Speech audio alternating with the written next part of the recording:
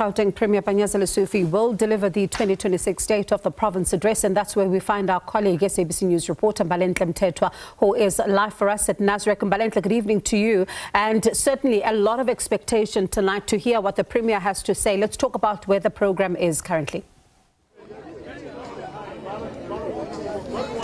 Well, certainly we have just come from the parade where the Premier has saluted the parade that was there. And you know that this is a show of force by the province, just another way of showing the capacity and what the province can deliver. And you would have seen there are the Gauteng traffic officers as well as the emergency service professionals who were there, part of that particular parade that we saw over there. And what we're seeing right now is that opportunity for all the members of the provincial legislature to take that one picture. And as you can see, all parties have all been seated as the picture is being taken. And as you can hear, the music has been switched off. We're just moments away from the start of the official proceedings. After this, they will all be walking inside, and we will also be joining them, and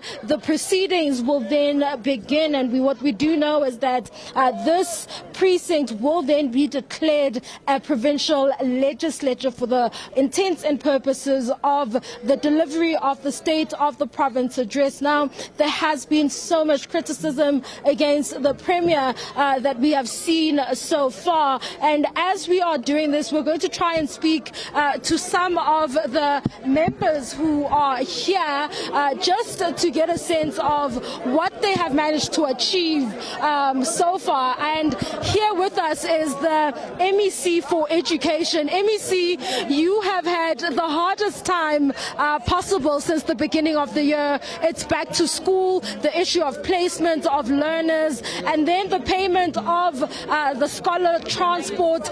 Talk to us about what has been done so far in order to ensure that these demands have been met. No, we've put quite a number of measures in place. Amongst those, for example, the scholar transport, we have agreed on a payment plan that will ensure that the public transport providers are good. But all the other issues, of course, we're dealing them as we proceed forward. Now, there have been those who have accused your department of failing in its duties because of these incidents that have taken place with regards to the placement of learners. What are your thoughts on these assessments, and have these thousands of learners that are said to be unplaced, have they been placed yet?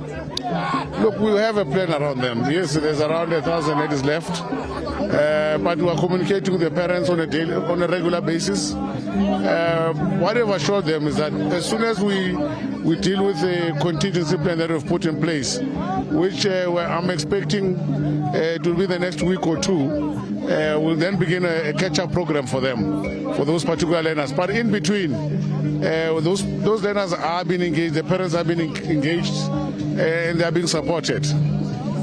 Thank you so much for your time. Another criticism has come to your department, MEC. The cameras, the CCTV cameras, have they been put in place? Is the app working? Are we able to get security or police to respond to emergency situations at the press of a button? Of course, the panic button is working. We've got AMA downloads are more than 178,000, and we've got AMA call-ups more than 20,000. Which we are now importing a government service, because remember, we're piloting it with private security and private ambulances. We are now importing all 100 JMPDs. Everyone is coming on board, and other districts are coming on board, so that we are able to. But it's working. We've got 178 downloads, 178,000 downloads. The cameras from last year, April, up to this year, in the township, informal settlement and hostels, we've been able to install more than 900 cameras, and they are working. Our command center in Elof Street is able to monitor. That is why even the police are very reliable, dependent on our cameras to reduce crime. And where exactly in these townships? Because it hasn't come around in my township. Which townships exactly? I mean, I will not have the exact number, but I know that it's 960 to be precise in the 5 corridors. Both Ekurhuleni, Johannesburg, Tshwane, and in the West Rand.